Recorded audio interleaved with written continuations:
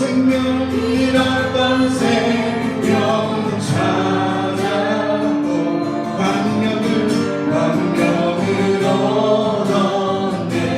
큰 죄악에서 던지신 큰 죄악에서 던진 주의 돌아와 나 처음 믿은 그 시간 귀하고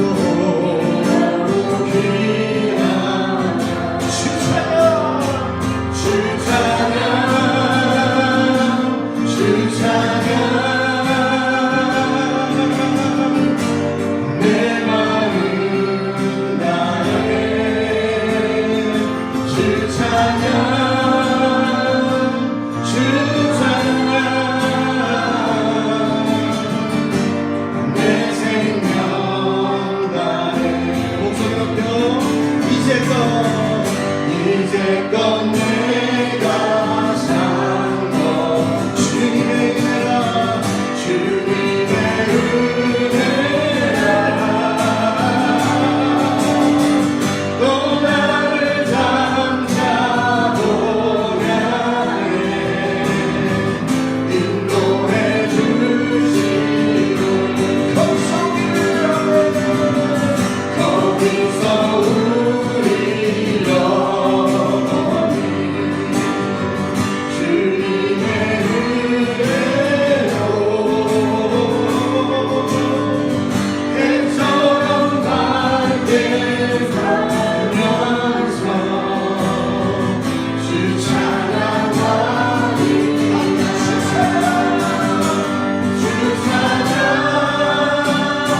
주 찬양 내 마음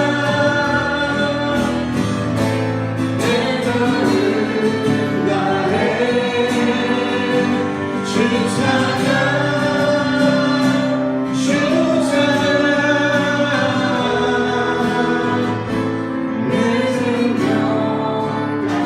주 찬양 내 생명 다해 주 찬양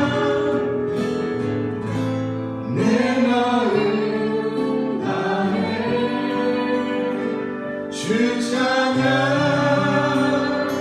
주 찬양 내 생명 다해.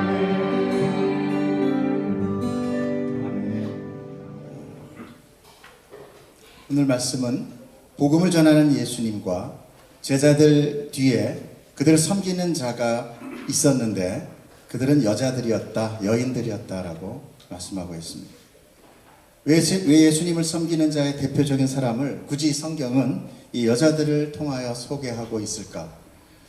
그것은 예수님은 이 교회의 신랑이 되신다는 것입니다. 그래서 우리 성도는 신랑 예수의 신부들이 되는 거예요.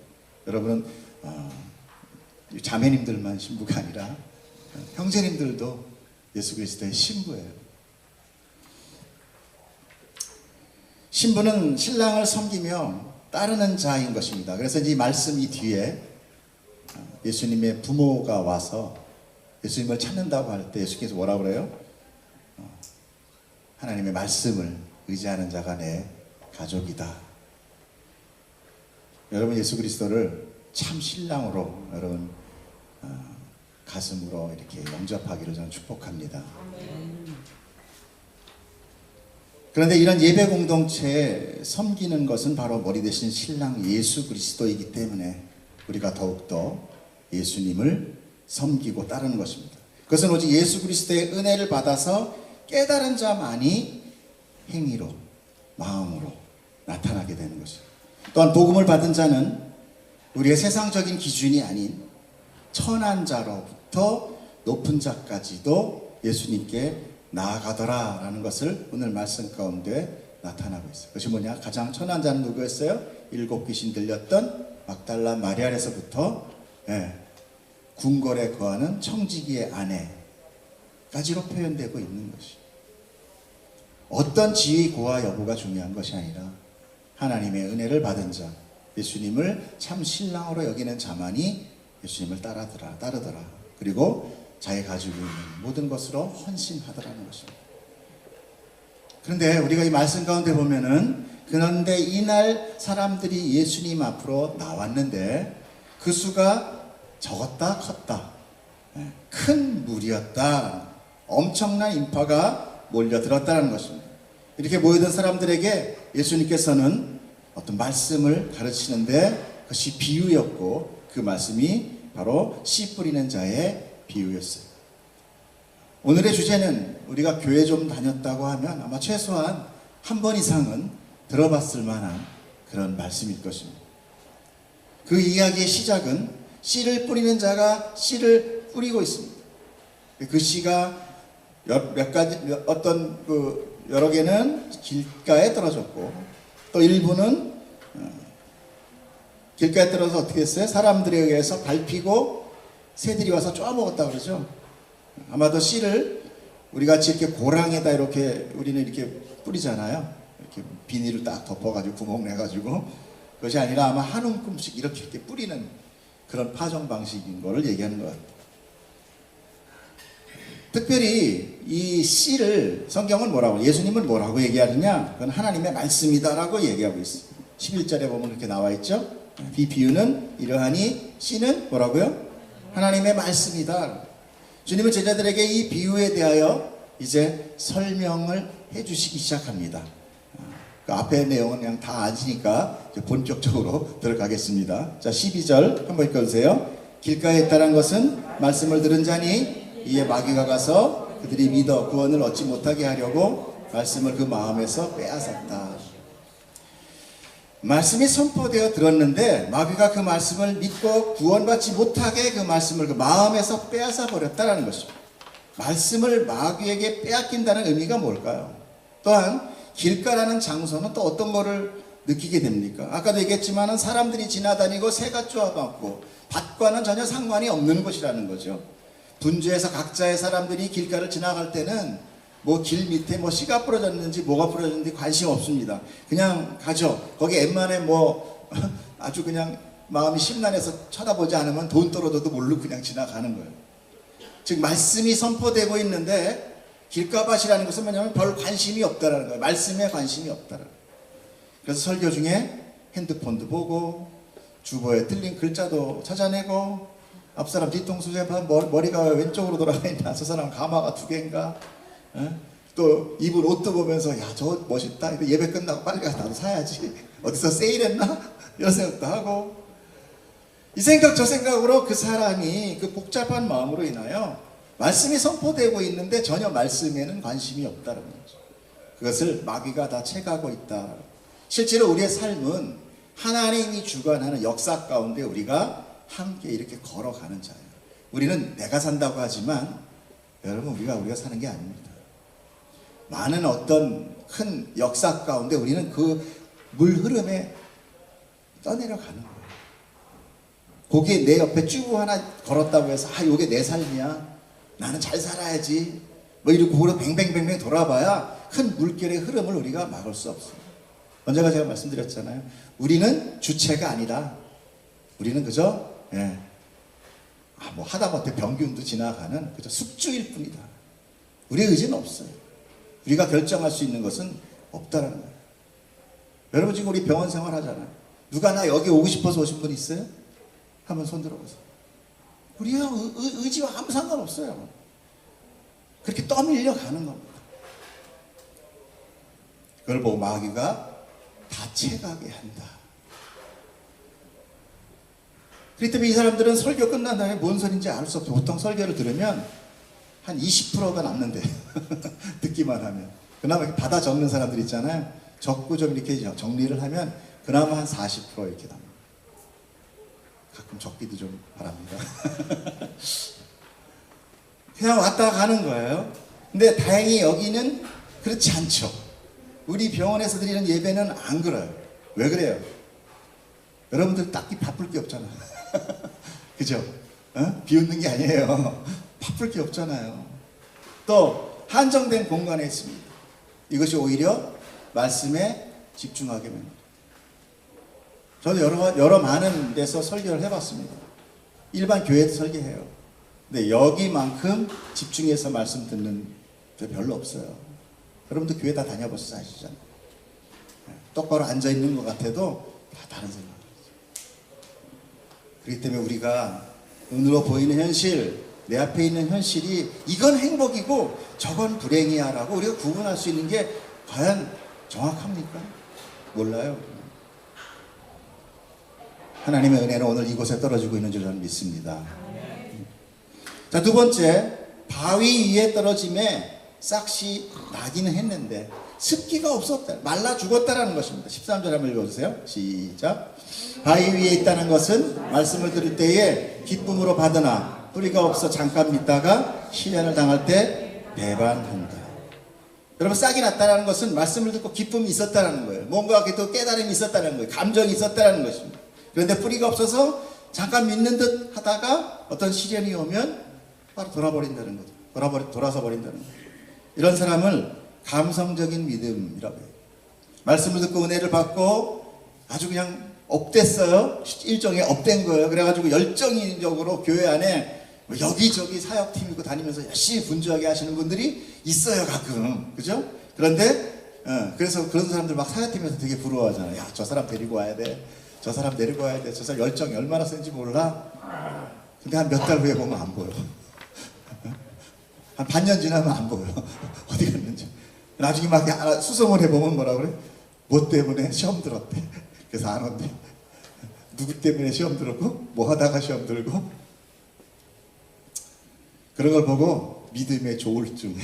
믿음의 조울증. 여러분, 믿음의 조울증이 되지 않기를 저는 축복합니다. 교회 안에 이런 분이 상당히 많아요. 그런데 생각보다. 이런 분들한테 정말 그 열정적인 것만 보고 중요한 직책 맡기면 정말 곤란하게 되죠, 나중에. 예. 제가 병원 사역을 하면서 경험한 건데, 예전에 교회를 잘 다니고 믿음 생활도 열심히 하시던 분인데, 근데 사고를 통해서 자신이나 또는 가족 또 자녀 어려움을 받게 되면 하나님을 떠나는 분들이 종종 있어요. 하나님을 모르는 사람은 오히려 전도하고 권유해서 예배로 오는 분이 계시지만, 오히려 이렇게 좀 예전에 다녔다가 시험 드신 분은요, 강력히 이렇게 좀 권유를 해도 그 마음의 벽이 대단합니다. 결코 돌아서지 않아요. 그것은 뭐냐면 내가 말씀으로 참 여러분 믿음 가운데 진리를 깨닫지 못하고 그냥 감성적으로만 다녀서.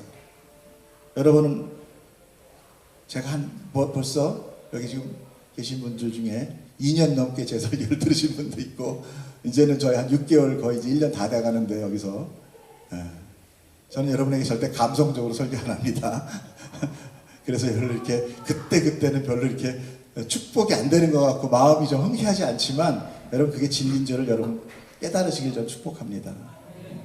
말씀은 아픈 거예요. 진리는 칼날이에요.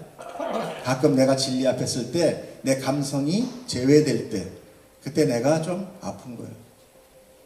그러나 진리가 나를 붙듭니다. 할렐루야. 자, 14절. 셋째는 가시떨기에 떨어진 겁니다. 앞에 읽어주세요. 시작. 가시떨기에 떨어졌다는 것은 말씀을 들은 자이나 지내는 중에 이생의 염려와 재물과 향락에 기운이 막혀서 온전히 결실하지 못했다. 가시떨기란 이생의 염려와 재물과 향락의 기운이 막혀 결실하지 못하는 자다. 이생의 염려란 여러 가지 세상 걱정을 이야기합니다. 그것에는 먹고 사는 것고 또 내일 일에 대한 두려움, 이런 것들이죠.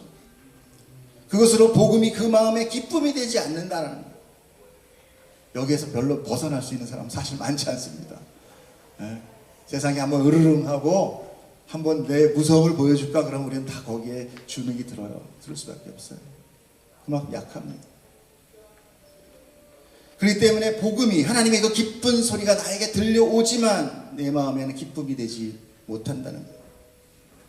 그런 분들은 예배를 나오면서도 얼굴이 늘 어두워요. 별 웃지 않아요. 늘 근심이 많아요. 그런데 그런 분뿐만이 아니라 오히려 정반대로 오히려 교회 다니면서 다니기 전부터 그랬는지 다니고 나서 그랬는지 사업이 잘 돼가지고 좀 물질도 풍부한 들 중에 오히려 그 부유함으로 그 분주함으로 예배 자리에 잘 오지 않는 분들이 더 많아요. 오히려 고난보다 이 풍성함이 사람이 고난을 받을 때보다 부유해지고 형통해지면 하나님을 더 쉽고 더 빨리 떠나버릴 확률이 높아요. 그래서 고등학교 때 막 시험 보면서 막 어렵고 힘들어. 교회 나가서 기도하고 고등부 때 다니다가 대학 가면 미팅하고 다니느라고 안 나와. 군대에서는 힘들어가지고 군대에서 열심히 신앙생활 하다 나와서 직장 딱 가지면 그때 또 안 나와. 그러다 애길 나가 힘들어 속 썩으면 또 다시 나와. 이제 늘 그런 삶의 사이클이 있습니다. 또한 향락으로 막힌 자들이 있습니다. 그것은 딱히 음란과 쾌락뿐이 아니라 이것저것 취미생활, 요즘 취미생활이 너무 많지 않습니까? 여행 취미, 또 각종 동호회 활동, 너무 즐길 것이 많아서 말씀의 은혜가 그것들로 하여금 막혀버리는 거죠. 그런 거 보면 우리가 하나님 앞에 나가지 못하는 이유가 고난보다 즐거움이나 쾌락 이런 것들이 더 큰 걸림돌이 된다는 것을 우리는 알 수 있어요. 자, 이제 네 번째 좋은 땅이 나타납니다. 좋은 땅 읽어주세요. 시작.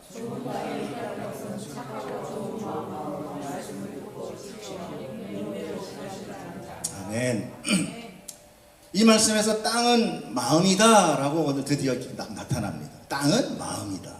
그러면 좋은 땅은 착하고 좋은 마음이다. 착하고 좋은 마음이란 착한 일 많이 하고 좋은 사람이 되어서 돈도 잘 꿔주고 용서도 잘해주고 사람이 좋아서 좀 모나거나 원수가 없는 세상법 없이도 살 수 있는 사람, 그것이 아니라 말씀을 듣고 그 안에서 기쁨을 얻고 믿음이 자라서 그 믿음의 인내로, 여러분 왜 믿음을 자꾸 인내 하나요? 뭔가 참을 거리가 있다는 거예요. 내가 생각하는 그런 기쁨만이 있다는 것이 아닙니다. 기뻐하는데 인내한다는 얘기 안 써요. 힘들고 어렵고 마치 믿음을 놓칠 것 같은 그런 삶의 그런 어두운 터널 가운데서 인내가 필요한 거죠. 그런 인내로 구원을 얻는 자라는 것이죠. 분주함과 시험과 염려와 쾌락보다 하나님의 은혜를 우선순위로 붙드는 자, 여러분 그런 자 되기를 저와 여러분 축복합니다. 예, 목사라고 해서 뭐 똑같은 거 아닙니다. 목사도 말씀 준비한 다음에 또 동호회 나가는 사람들도 많이 있어요. 예, 저도 동호회 나갈 수 있도록 찾는 사람이 없어. 늘 외로워. 근데 제가 일반 교회를 안 하고 또 이렇게 대형 교회 막 소속되어 있고 사람들 아는 사람이 많이 예전에 있었어요. 굉장히 많았다고 얘기했죠. 예. 근데 이렇게 떨어져서 이제 점점 외로워지니까 말씀 이렇게 붙들 게 없더라고. 그렇게 만드는 것 같아요. 그래서 지금 그것이 은혜입니다.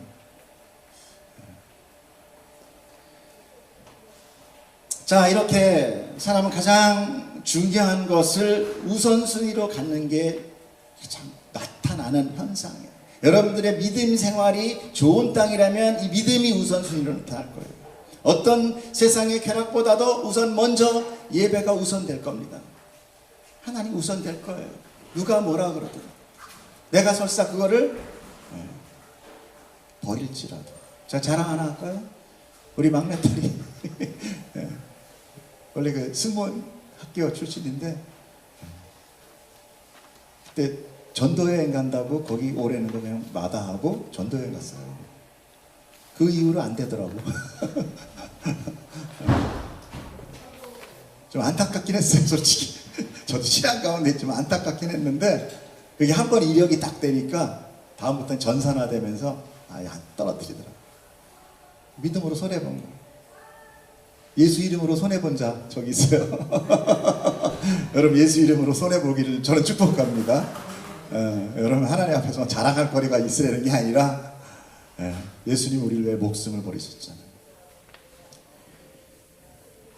그러므로 우리가 믿음은 가장 우선순위를 하나님 앞에 세우는, 그러므로 저와 여러분이 이런 좋은 땅과 같은 마음이 되기를 저는 축복합니다. 자, 오늘 말씀 여기까지다 라고 얘기하면 여러분 다 들었던 거 복습하면서 그래 그렇지. 그런데 제가 여러분에게 한 가지 질문을 하려고 합니다. 이런 좋은 땅은 어떻게 해야 갖게 될까요?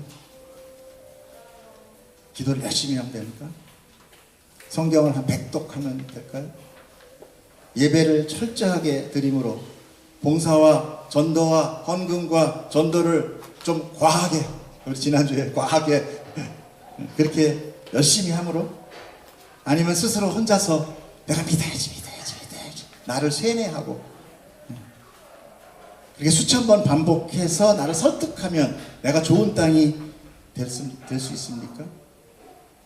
오늘 비유의 시작을 좋은 땅이 되자의 비유가 아니라 씨 뿌리는 자가 그 씨를 뿌리러 나가서 뿌리고 있을 때라고 시작을 하고 있어요. 즉 농부가 씨를 가득 가지고 자기 밭에 뿌리는데 그 밭이 다 좋지 못해요. 들짝도 좀 있고 가시떨기도 덜어 있었다는 거예요. 더구나 밭 옆에 대로가 있어서 씨를 흩뿌리니 씨가 그 길가에도 다 이렇게 떨어져 나갔다는 것이죠. 그런데 우리가 앞에서 결론을 내린 것 같이럼, 아니면 대부분 어떤 교회에서 보통 우리가 듣듯이 우리 모두 이 좋은 땅이 됩시다, 아멘 했단 말입니다. 길가의 땅이나 바위 땅이나 가시떨기가 있는 땅이 뭔가 열심히 뭔가 행위를 해서 노력을 해서 길가에 단단한 땅이 부드럽게 되고, 또 바위가 있는 그 바위를 스스로 밀어내고 가시떨기를 땅이 막 다 뽑아가지고 좋은 땅이 된다는 것입니까? 갑자기 여러분 놀라셨나봐. 제가 느닷없이 하는 질문에 땅이 스스로 좋은 땅으로 갈아질 수 있느냐는 얘기예요. 땅은 누가 갈아야 좋은 땅이 됩니까? 농부가 갈아야 좋은 땅이 돼요. 땅은 스스로 좋은 땅이 될 수가 없어요. 땅은 그렇게 그냥 태어나는 거예요. 오직 농부가 어떻게 하느냐가 중요합니다. 그렇지 않습니까? 농부가 씨를 딱 뿌리고 왔는데 아침에 딱 일어나고 봤더니 길짝밭이 좋은 밭도 있어. 야, 너 기도 열심히 했구나. 바위가 있었던 바위짝이 갑자기 막 옥토가 돼 있어. 와, 넌 정말 봉사 엄청나게 했나 봐. 여러분 이럴 거냐 말이야. 아무리 비유라고 얘기하잖아요. 그렇다 할지라도 자연의 이치를 하나님은 예수님이 모를 일은 없습니다. 주님은 제자들이 이 비유의 뜻에 대해서 그렇기 때문에 알 수 없었어요. 주님한테 물어봅니다. 어떻게 된 겁니까? 10절 한번 읽어서 시작. 이르시되 하나님의 나라의 비밀을 아는 것이 너희에게는 허락되었으나 다른 사람에게는 비유로 하나니 이는 그들로 보아도 보지 못하고 들어도. 여러분 복음은요 누구나한테 들리기 위한 복음이 아니다라는 거죠. 이것은요 이사야서 6장 8절 말씀을 인용한 건데 여러분 잘 보십시오. 성경은 성경으로 풉니다. 자, 이사야서 읽어보세요. 시작. 내가 또 주의 목소리를 들으니 주께서 이르되 내가 누구를 보내며 누가 우리를 위하여 갈꼬 하시니 그때 내가 이르되 내가 여기 있나이다 나를 보내소서 하였더니. 우리 여기까지 보면은 다 뭐예요? 선교사 파송될 때 이거 고백합니다. 나를 보내소서. 그리고 눈물 쫙쫙 흘리면서 내가 내 뼈를 다 그 아프리카에 묻히리라. 그 다음 거 봅시다. 시작. 여호와께서 이르시되 가서 이 백성에게 이르기를 너희가 듣기는 들어도 깨닫지 못할 것이요 보기는 보아도 알지 못하리라 하여. 이건 갑자기 무슨 반전인가? 10절 시작. 이 백성의 마음을 둔하게 하며 그들의 귀가 막히고 그들의 눈이 감기게 하라. 염려하건대 그들이 눈으로 보고 귀로 듣고 마음으로 깨닫고 다시 돌아와 고침을 받을까 하노라 하시니. 하나님의 염려가 뭐예요? 이들이 고침을 받고 돌아올까 염려하신다. 여러분 하나님은 좋은 하나님이라고 어느 누가 그러셨습니까? 사랑의 하나님이라고 어느 누가 그러셨어요? 모든 사람을 다 사랑하신다고요? 여러분 하나님은 공의의 하나님이고 모든 역사는 하나님의 주권으로 가져가십니다. 그런데 거기에 자꾸 내 주권을 들이미는 것, 이게 인본주의라고 해요. 이게 죄예요. 이게 교만입니다. 나도 하나님 될 수 있어 이거예요.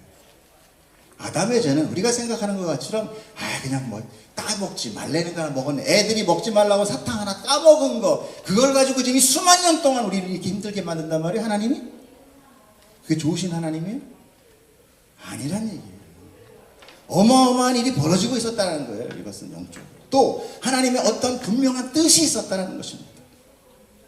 그렇기 때문에 하나님은 자기가 택한 백성을 통하여 하나님의 나라를 완성한 그런 분명한 이유와 뜻을 가지고 지금 그 복음을 이 땅에 씨로 뿌리고 계시다라는 거예요. 아까 뭐라고 했습니까? 사람들이 많이 모였다고 그랬죠. 그럼 그걸 잘 들으셔야 돼요. 성경은 문장 한 문장 한 문장 한 절 한 절 보는 게 아니라 전체 흐름을 봐야 돼요. 그래서 하나님 이스라엘을 통해서 내가 하는 말을 내가 가서 전할 때 그들의 귀와 눈을 막아서 듣지 못하게 하라는 전혀 앞뒤가 안 맞는 이야기를 하고 있어요. 여기서 복음의 비밀이 있는 것입니다. 복음은 하늘의 비밀이에요. 하나님이 이 땅에 자기 백성에게만 복음을 알려주십니다. 그러나 자기 백성이 아닌 자에게는 결코 복음을 복음되게 하지 않으십니다. 그래서 비유로 얘기하십니다. 들을 수 있는 사람만 듣는 거예요. 자기가 열심히 하겠다는 나 밥 되자 좋은 밥 되자 하는 사람들은 평생 고생하다 끝나는 거예요. 생각해 보십시오. 아버지가 자기 자녀에게 줄 선물을 집에 가는 중에 아무나에게 던져주겠어요? 그런 아버지는 없습니다. 당연히 자기 자녀에게만 갖다 주는 거예요. 마찬가지입니다. 복음은 이 세상 모든 사람에게 선포되고는 있지만 그 진리를 즉 그 복음을 복음으로 받게 되는 것은 오직 하나님의 주권이라는 것입니다. 그러므로 하나님이 원하지 않는 자에게는 결코 복음을 깨닫게 하지 않아요. 막아버린다 그러잖아요. 지금 막아버린다. 그 때문에 여러분 내가 여기 마음대로 내가 예배 와서 예배 드리지 뭐 오늘은 찌푸둥이 다 다음 주에 가지. 여러분 하나님은 그래 다음 주에 꼭 와줘 이러는 우리 사모님이 아니에요. 다음에 꼭 와주세요. 하나님을 그렇게 생각하기 때문에 내 마음대로 우선순위가 안 되는 거예요. 여러분이 신앙을 가지고 있다라면 하다못해 우리가 절에 가도 그 돌로 만드는 그 황동으로 만드는 그 죽어있는 그 우상에게 100배 1000배를 합니다. 여러분 기독교만이 가장 보면은 난장판이에요. 난장판. 정말 하나님을 믿는 건지 아닌 건지 십자가만 걸면 되는 건지 여러분 정말 우리 앞에 우리가 하나님 우리가 정말 믿고 아는지 우리는 어떤 자세로 지금 하나님 앞에 내가 그분을 이 만군의 이 정말 천하의 창조주시며 절대 만군의 왕 중의 왕이라는 신 앞에 우리가 정말 어떻게 쓰고 있는지 우리는 봐야 돼요. 일반 사람의 왕도 우리가 그렇게 껄렁껄렁하면 저놈 당장 목을 비워라 이렇게 할 거예요. 우리는 다 죽어야 돼요. 살아있는 것만도 은혜입니다. 오늘 주님이 비유로 말씀하시기 시작한 것은 아까도 말씀드렸지만 큰 무리가 예수께 나왔기 때문이에요. 그러므로 주님은 많은 사람들 통하여 너희들이 지금 나한테 다 나오고 있지만 그렇다고 너희들이 다 내 백성 아니야.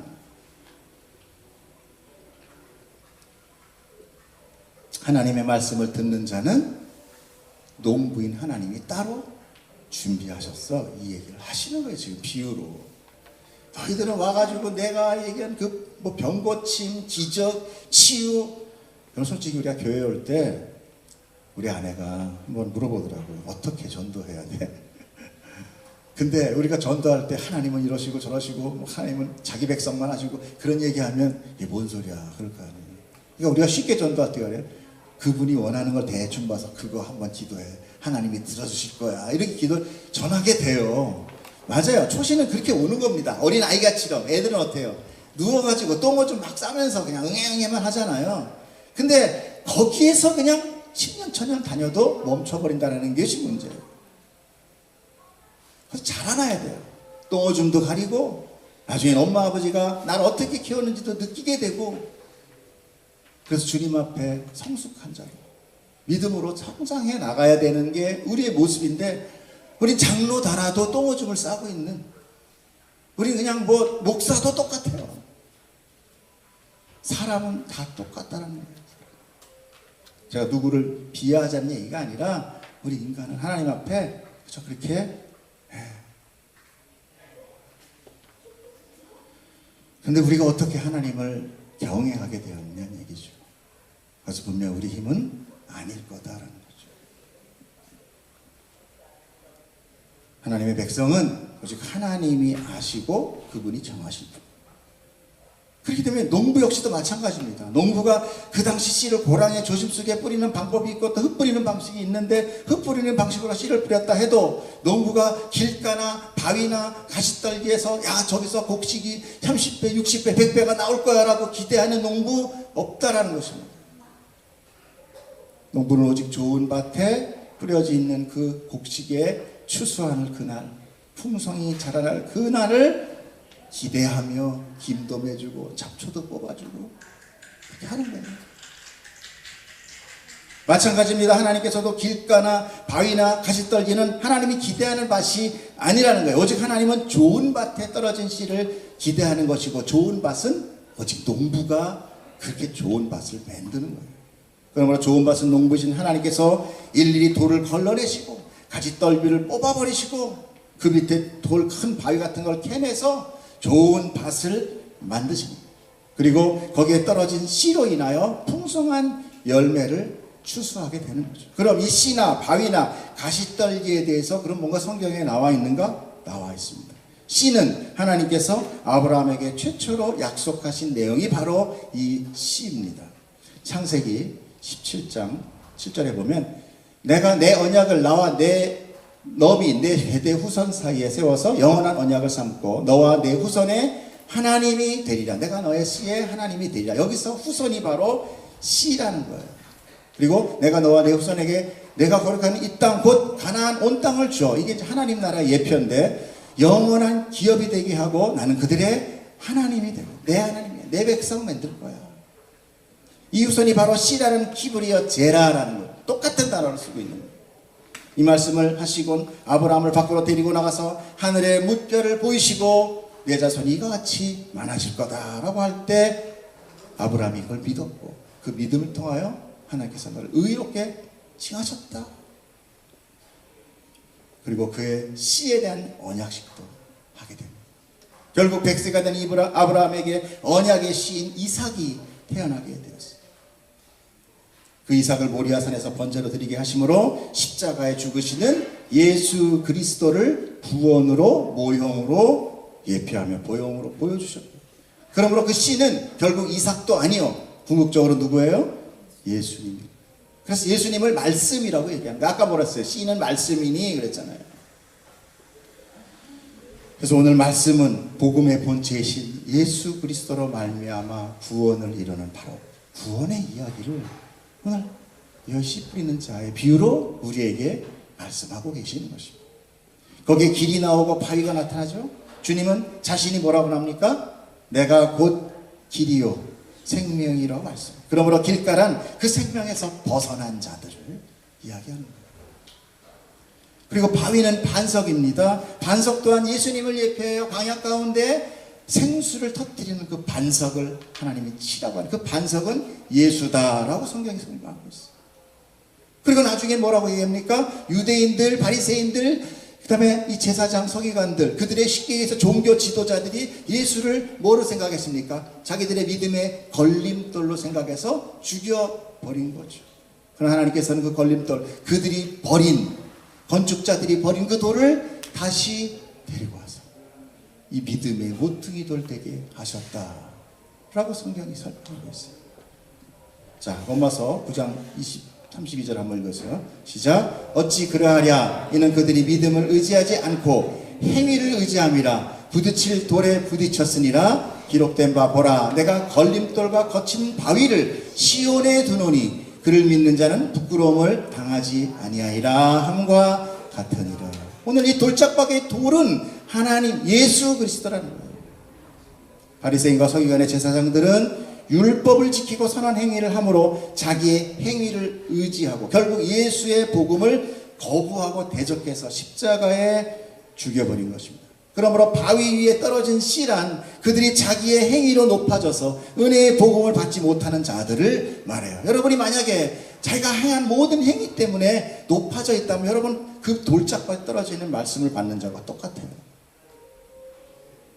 그래서 이 씨 뿌리는 자의 비유도 우리가 노력하여 좋은 밭이 되자 하면 사람들은 아주 감동하고 결의에 차서 주먹을 불끈쥐고 열심히 뭔가를 행하며 달려가려고 합니다. 하지만 이건 우리가 결정하는 것이 아니라 하나님이 하시는 거예요.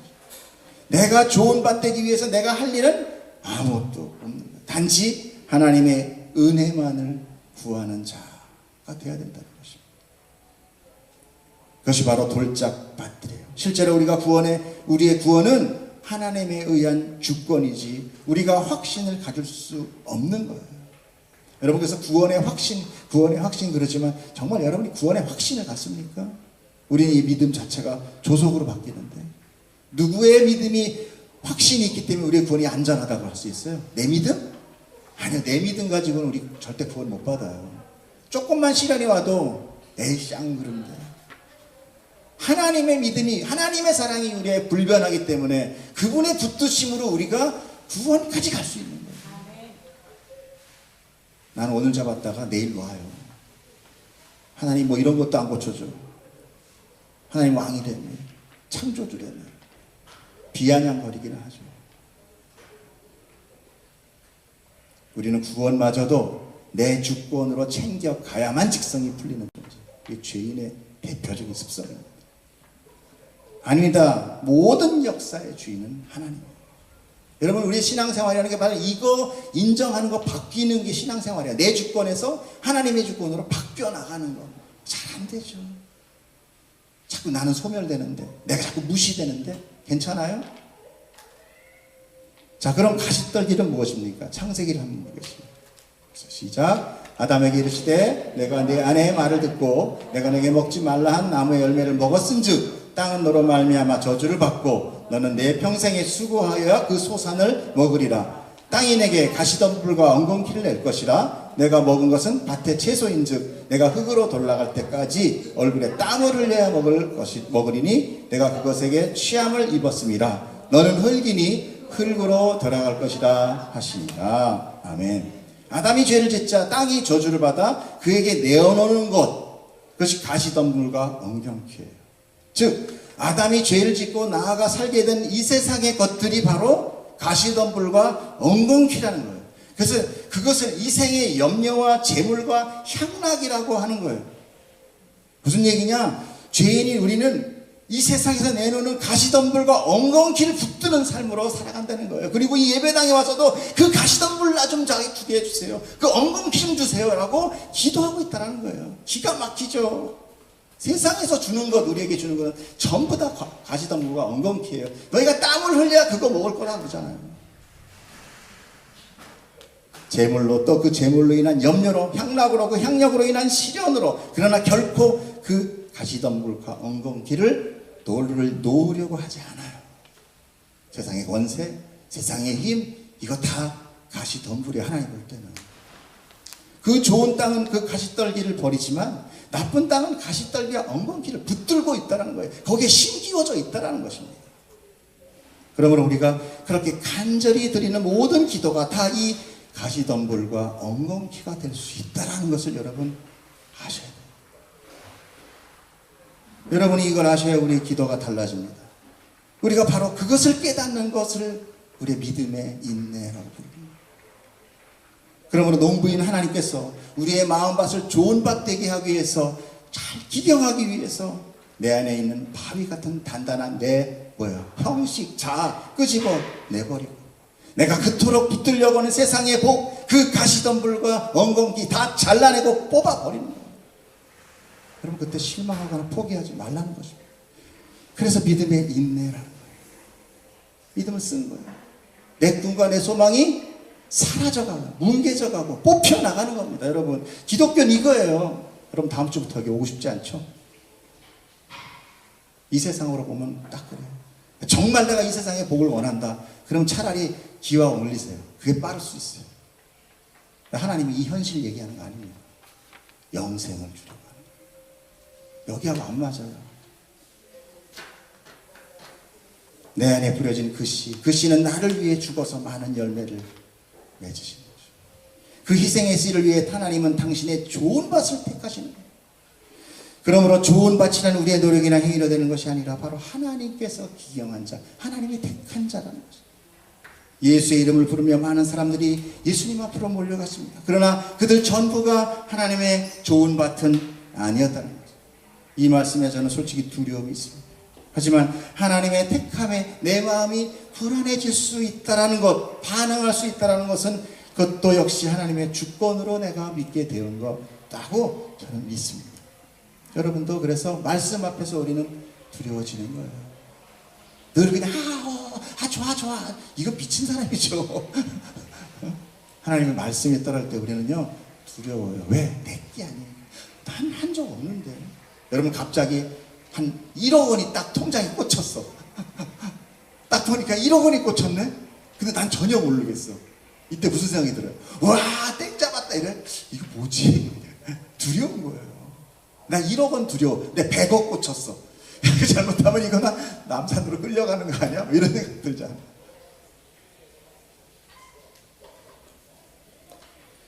그래서 우리는 은혜에 감사하며 또 늘 엎드리게 되는 거죠.